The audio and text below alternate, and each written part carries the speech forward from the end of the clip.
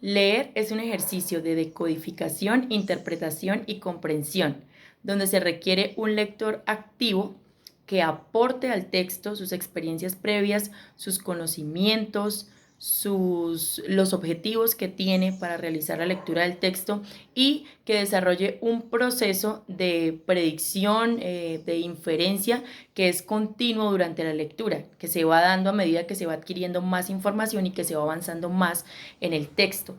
Lamentablemente en la escuela se limita el ejercicio de la lectura, el ejercicio de leer solamente a la decodificación. Entonces se dejan de lado estrategias para desarrollar habilidades de comprensión en los estudiantes.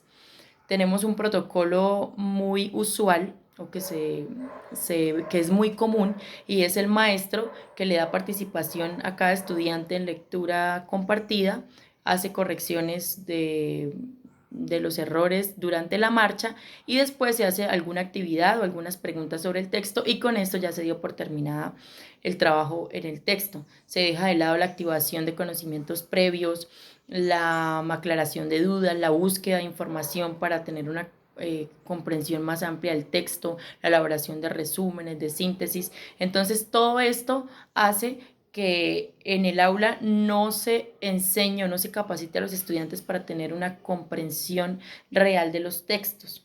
Un par de preguntas prácticamente suplantan la enseñanza y no se llega a la comprensión, porque la comprensión es un ejercicio cognitivo que necesita habilidades no solo de decodificación, sino también donde el lector es capaz de integrar los conocimientos que ya tenía con los que va adquiriendo para ir estableciendo su propia postura, para ir estableciendo su propia idea sobre lo que está leyendo.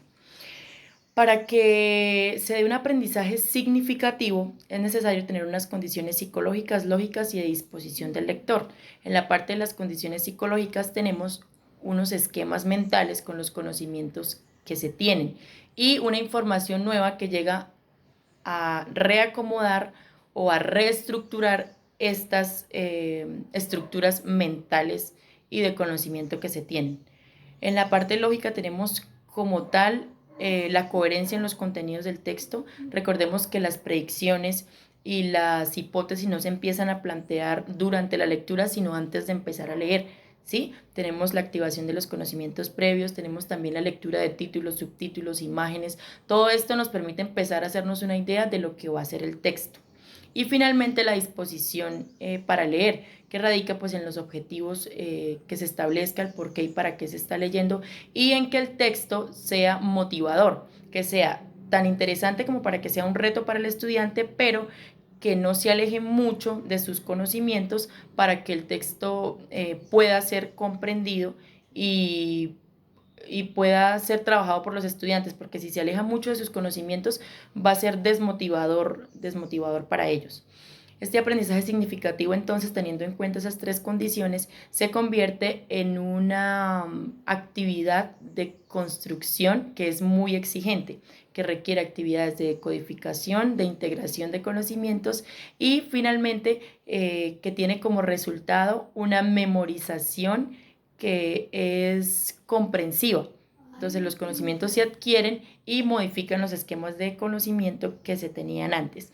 Para ello, las estrategias de lectura deben ser enseñadas en el aula, porque por medio de ellas se le enseña a los estudiantes a aprender, porque las estrategias son orientaciones para desarrollar las actividades que van a llevar a conseguir la meta que se tiene o los objetivos de lectura que se tienen. Estas estrategias deben ser verificables, evaluables y son modificables o adaptables según la necesidad del estudiante. El estudiante debe aprender no cantidad de estrategias, sino a usarlas de acuerdo al objetivo con el que se lee y de acuerdo al tipo de texto que está leyendo.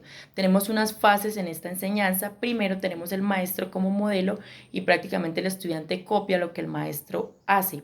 Como segunda parte, la participación activa del estudiante, donde ya se le deja tener un papel en el desarrollo de estas estrategias y finalmente el estudiante se convierte en un estudiante autónomo, capaz de comprender, de trabajar en el texto, de aportar y desarrollar y elegir la estrategia adecuada para lograr por medio de la lectura un aprendizaje significativo.